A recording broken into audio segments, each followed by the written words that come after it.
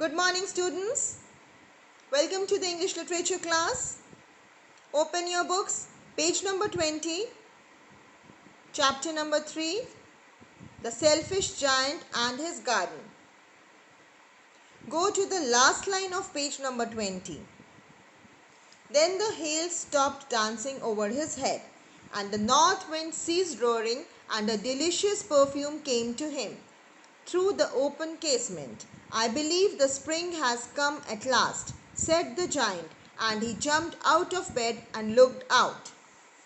So, हमने last session में क्या पढ़ा था?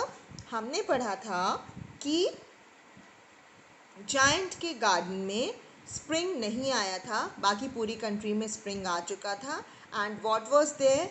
There was snow, there was frost, there was hail, there was wind, but there was no spring, no happiness, and he was feeling so sad, so gloomy, so lonely, and he prayed to God कि हमारे भी garden में spring आ जाए. फिर क्या हुआ था? उसको एक स्वीट वॉइस सुनाई दी थी बर्ड्स के सिंगिंग की, एंड ही बिकेम हैप्पी. और जैसे ही अब क्या हुआ? जैसे ही उस बर्ड ने गाया तो द हेल स्टॉप्ड, ओले गिरने बंद हो गए, and the north wind ceased roaring, और जो नॉर्थ विंड चारों तरफ गरज रही थी वो रुक गई. And the delicious perfume came to him through the open casement. Open casement that means window.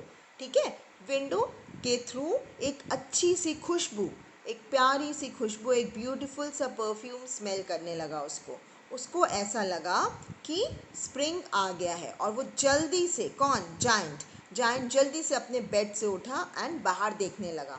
He saw a most wonderful site. Through a little hole in the wall, the children had crept in, and they were sitting in the branches of the trees. In every tree that he could see, there was a little child, and the trees were so glad to have the children back again that they had covered themselves with blossoms and were waving their arms gently above the children's heads.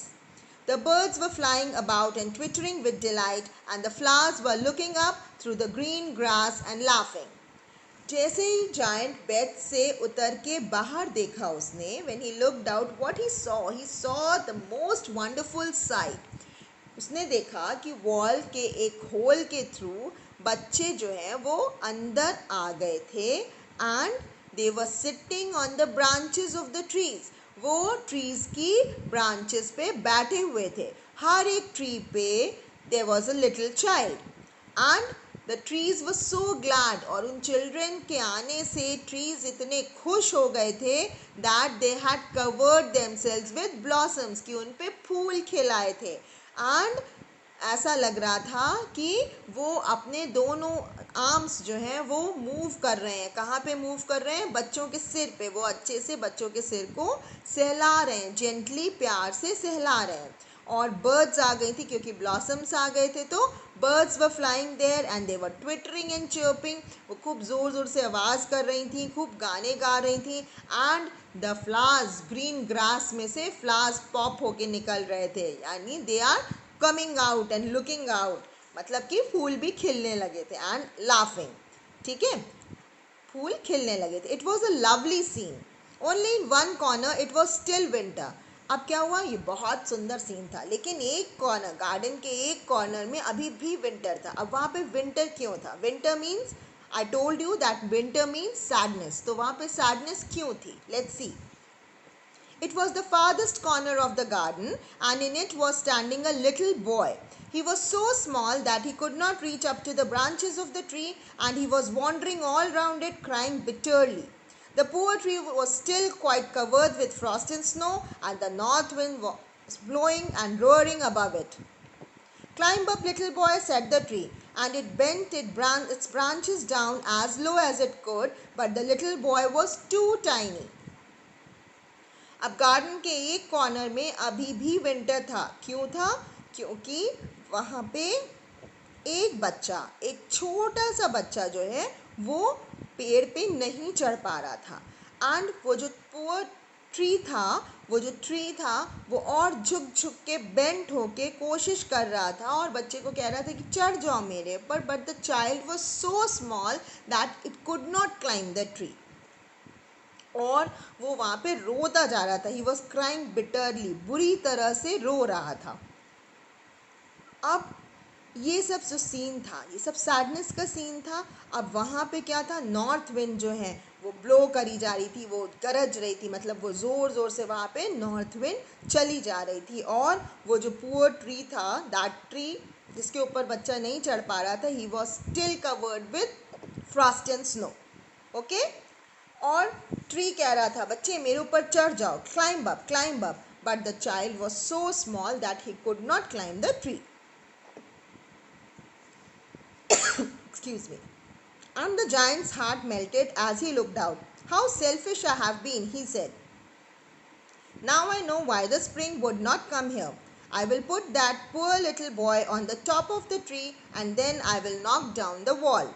And my garden shall be the children's playground forever and ever. He was really very sorry for what he had done. अब क्या हुआ, एक magic हुआ। Giant का heart melt कर गया, मतलब वो एकदम से सॉफ्ट हार्टेड हो गया। और उसने सोचा कि मैं कितना सेल्फिश हो गया था, और अब मुझे समझ में आया कि मेरे गार्डन में स्प्रिंग क्यों नहीं आ रहा था। उसने क्या किया, उस पुअर लिटिल बॉय को, उस छोटे से बच्चे को उठा के ट्री के टॉप पे बैठा दिया। एंड वो गया और उसने उस गार्डन की वॉल को, जो एक ह्यूज वॉल उसने बनवा दी थी, उसको नॉक डाउन कर दिया। और उसने ये डिसाइड किया कि अब मेरा गार्डन जो है वो हमेशा बच्चों का प्लेग्राउंड रहेगा, for ever and ever. And he was really sorry for what he had done. ठीक है, वो बहुत सॉरी फील कर रहा था, क्योंकि उसे समझ में आ गया था कि सबके साथ मिलके रहने से ही हैप्पीनेस होती है। So he crept downstairs and opened the front door quite softly and went out in the garden. But when the children saw him, they were so frightened that they all ran away and the garden became winter again. Only the little boy did not run, for his eyes were so full of tears that he did not see the giant coming. And the giant stole up behind him and took him gently in his hand and put him up into the tree. ये सारा कुछ सोच के वो सीढ़ियों से नीचे उतर के आया और अपने गेट खोल के ही वेंट टू द गार्डन। अब जैसे ही वो गार्डन में पहुंचा तो वहाँ पे जो चिल्ड्रन खेल रहे थे, they were all frightened, scared of the giant and they simply ran away. है ना, कौन नहीं भागा, that little boy, because he was crying bitterly. वो इतनी बुरी तरह से रो रहा था, उसकी eyes were full of tears, उसकी आंखों में आंसू भरे हुए थे, तो वो देख ही नहीं पाया कि जायंट वहाँ पे आ रहा है। तो वो वहीं पे खड़ा रहा और जायंट आया और उसने उस बॉय को उठा के ट्री टॉप पे बिठा दिया। ठीक है, and the tree broke at once into blossom, and the birds came and sang on it, and the little boy stretched out his two arms and flung them round the giant's neck and kissed him. अब जैसे ही उस बच्चे को giant ने tree पे बिठाया, उस tree पे स्प्रिंग आ गया, मतलब उस पे सुंदर सुंदर फूल खिल गए और वहाँ पे बर्ड्स आके दे स्टार्ट सिंगिंग। और वो बच्चा, वो छोटा सा बच्चा इतना खुश हुआ कि उसने अपने दोनों हाथ उठा के and he hug the giant and kissed him on his neck. And the other children, when they saw that the giant was not wicked any longer, they came running back, and with them came the spring. It is your garden now, little children, said the giant, and he took a great axe and knocked down the wall. And when the people were going to the market at 12 o'clock, they found the giant playing with the children in the most beautiful garden they had ever seen. अब क्या हुआ, जब दूसरे बच्चों ने देखा कि अरे अब तो जायंट विकेड रहा ही नहीं, ईवल था ही नहीं, है ही नहीं वो, अब तो वो गुड जायंट हो गया है, तो दे केम रनिंग, फिर वो वहाँ पे आ गए दौड़ते हुए and they started playing there, और जायंट भी उनके साथ खेल रहा था। And giant took an axe, axe means कुल्हाड़ी, तो एक्स को लेके वो गया और उसने क्या किया, ही नॉक डाउन द वॉल, उसने वॉल को गिरा दिया, ही नॉक्ड इट डाउन। एंड वहाँ पे इट वॉज अराउंड 12 o'clock, और वहाँ पे जो लोग जा रहे थे going to the market, they saw a very beautiful scene. What they saw? They saw that the giant is playing with the children. where they were playing in the most beautiful garden they had ever seen. ठीक है? Okay, so this ends our chapter. Have a good day.